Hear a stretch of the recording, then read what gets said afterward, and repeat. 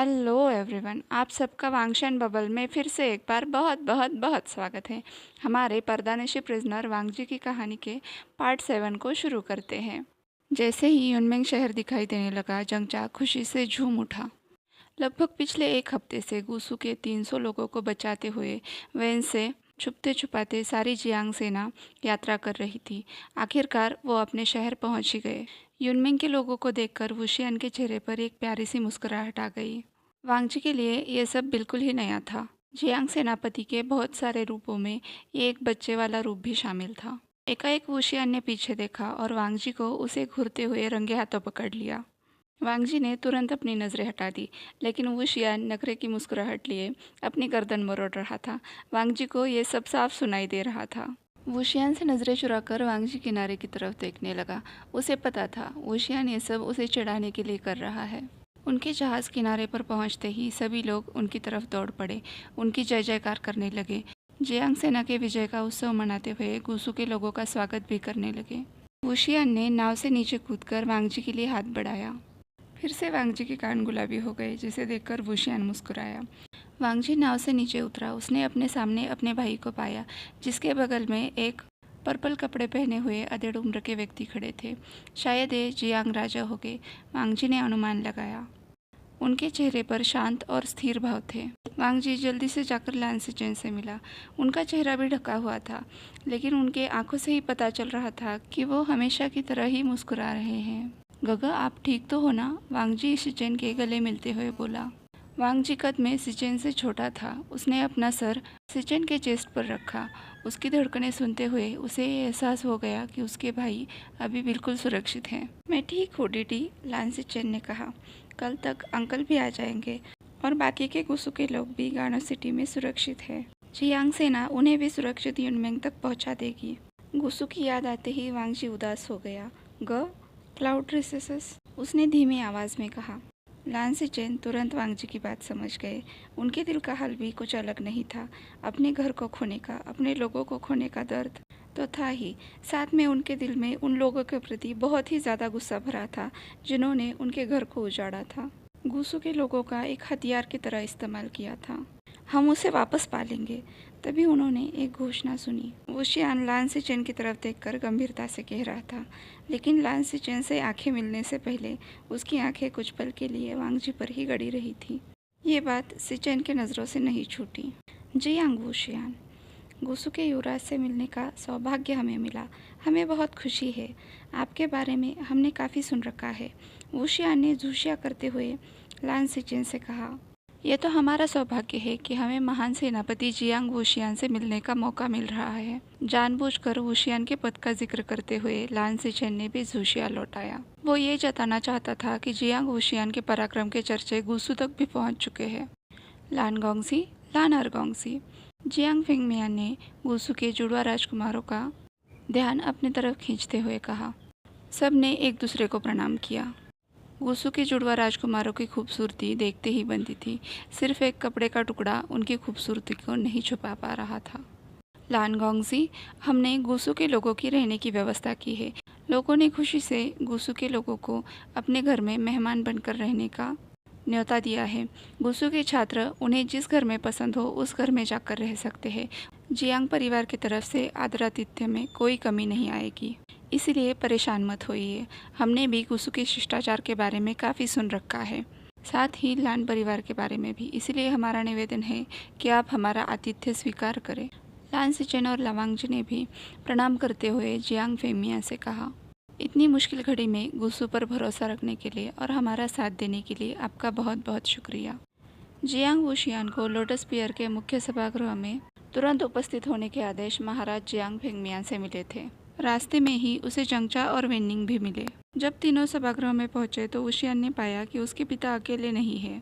Jiang फिंगमियांग के साथ निये राज्य के निये मिंगजे और जिन राज्य के जिन गोंगशा भी उपस्थित थे, जो अपने साथ अपने राज्य के कुछ और लोगों को भी लेकर आए थे। जियांग वुशियान सभागृह के बीच में खड़ा था, जिसके पीछे जंगचा और वेनिंग खड़े थे। एक तरफ जिन क्लान के सदस्य थे तो दूसरे तरफ निये क्लान के सदस्य थे। कुछ देर तक सभागृह में झुशिया का दौर चला। जियांग फेमियान बोले, वुशियान, निये क्लान और जिन क्लान को गुसू के पतन के बारे में पता चला और साथ में ये भी कि अब वो हमारी सुरक्षा में है। वेंस के लालच की कोई सीमा नहीं है। आज उन्होंने गुसु पर हमला किया है, कल किसी और राज्य पे करेंगे। इसीलिए वेंस से अकेले लड़ते रहने से तो अच्छा है कि हम आपस में संधि करें। जियांग फेंगमियान ने असली मुद्दे पर आने से पहले अपना गला साफ किया। वुशियान के चेहरे के बदलते रंग को देखते हुए उन्होंने संभल कर अपनी बात रखी। जिन क्लान और निये क्लान चाहते हैं कि ये संधि विवाह के स्वरूप में हो। वुशियान को तो मानो जैसे सांप सूंघ गया। ये सब उसके चेहरे पर तो नहीं दिख रहा था। पर जियांग फेंगमिया भली भांति जानते थे वुशियान शादी से कितनी नफरत करता है।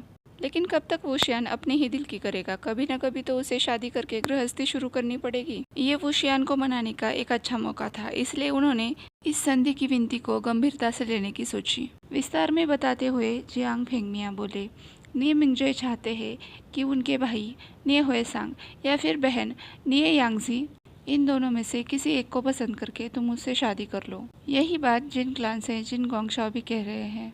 वो अपनी तरफ से जिन गोंगयाओ और जिन झूशी का रिश्ता लेकर आए हैं।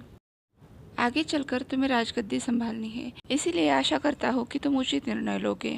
जियांग एक विस्तृत राज्य है, तुम अकेले इसका पूरा राजपाट नहीं संभाल पाओगे, इसलिए आगे चलकर तुम्हें एक काबिल साथी की जरूरत पड़ेगी, जो तुम्हारे साथ साथ इस राज्य पर भी ध्यान दे और मुश्किल की घड़ी में तुम्हारे कंधे से कंधा मिलाकर खड़े हो।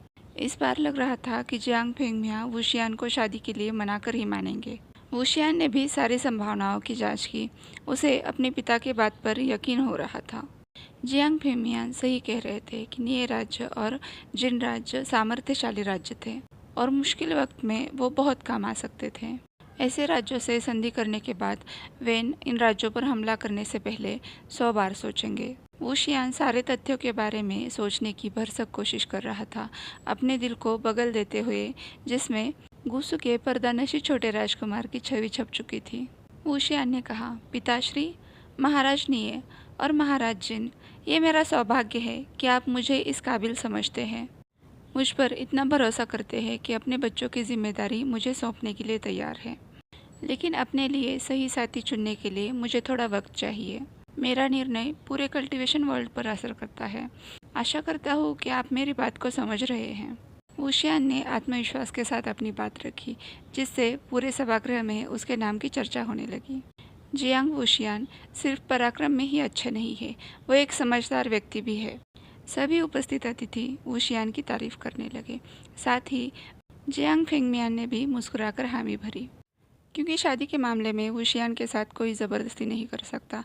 पहले हज़ारों बार मना करने के बाद अब जाकर वो शादी के लिए माना है। पहले भी काफ़ी बार उन्होंने वुशियान को मनाने की कोशिश की थी, लेकिन वो कभी नहीं माना। वुशियान एक आज़ाद पंछी की तरह था, जिसे किसी के भी साथ बंधना मंजूर नहीं था। और रही काबिल साथी चुनने की बात, तो जियांग फेंगमियांग को वुशियान पर इतना यकीन था कि वो अपने लिए सबसे बेहतर ही चुनेगा, क्योंकि वुशियान एक जिम्मेदार इंसान था। उसे पता था कि उसका साथी सिर्फ उसके ज़िंदगी पर नहीं, उसके राज्य पर, यहाँ तक कि पूरे कल्टीवेशन वर्ल्ड पर असर करेगा। जियांग फेंगमियान ने वुशियान के विवाह के लिए प्रस्तुत किए गए सभी उम्मीदवारों की तरफ देखा। वो सभी खूबसूरत थे, अच्छे संस्कारों वाले, अच्छे घर के बच्चे थे, लेकिन सभी वुशियान के सामने बिल्कुल फीके लग रहे थे। जियांग फुरन बनने के लिए जो बातें चाहिए थी, जैसे एक प्रभावी व्यक्तित्व, नज़ाकत के साथ साथ उसमें इतनी ताकत होनी चाहिए कि वो वुशियान के सामने टिक सके, समझदार और बुद्धिमान व्यक्ति जिस पर किसी और के बातों का असर ना होता हो। सामने के सभी उम्मीदवारों में इन चीज़ों की कमी थी। जियांग फेंगमियान को अच्छी तरह से पता था, वुशियान सिर्फ दिखावे पर कभी नहीं जाता। उसका दिल जीतने के लिए सामने के व्यक्ति का दिल भी उतना ही साफ होना चाहिए। लेकिन जैसा वुशियान को चाहिए वैसा व्यक्ति मिलना बहुत मुश्किल है। इसलिए अभी के लिए तो ये चारों उम्मीदवार एक अच्छा विकल्प है। ये सब बातें सोचते हुए जियांग फेंगमियान ने घोषणा की, कल से वुशियान हर उम्मीदवार के साथ अलग से समय व्यतीत करेगा, जिससे वो अपने साथी का सही ढंग से चुनाव कर सके। अपनी बोरियत दूर करने के लिए वांगजी लोटस पियर में घूम रहा था। उसे सुबह ही सूचना मिली थी कि लान चिरेन लोटस पियर में पहुंच चुके हैं, लेकिन वांगजी को अब तक उनकी एक झलक भी देखने को नहीं मिली थी। असल में जियांग फेंगमियान ने सभी राज्यों के राजाओं को लेकर एक सभा आयोजित की थी। और हो ना हो, वांगजी को ये लग रहा था कि उसके अड़ियल चाचा जी की वजह से ही इस सभा में इतनी देर लग रही है। लांचरेन को ये कतई पसंद नहीं था कि वो सुरक्षा के लिए किसी और पर निर्भर रहे, जिसकी वजह से उनके दोनों भतीजों पर कोई संकट बना रहे। लेकिन वेंस की निर्दयता के आगे अकेले खड़े रहना भी कोई समझदारी नहीं थी। अपने दिल की गहराइयों में वांगजी यही प्रार्थना कर रहा था कि उसके अंकल को कुछ समझ आ जाए, जिससे वो अपना घर वापस पा सके।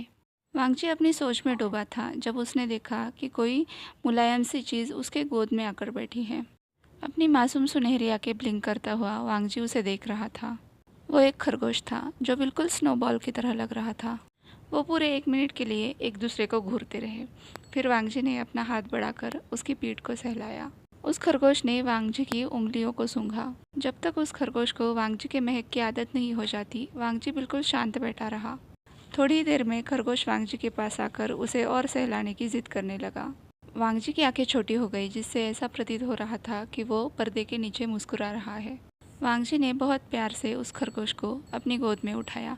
तभी उसने पाया कि उसके पास एक और खरगोश आया है। पल भर में ही वांगजी के पास 3-4 और खरगोश आ गए। वांगजी मुस्कुराता हुआ खरगोशों के साथ बैठकर खेल रहा था, इस बात से बिल्कुल अनजान कि जियांग सेनापति की आंखें उस पर से एक पल के लिए भी नहीं हट रही है। दूसरे माले पर खड़ा वुशियान वांगजी को एकटक देखे जा रहा था।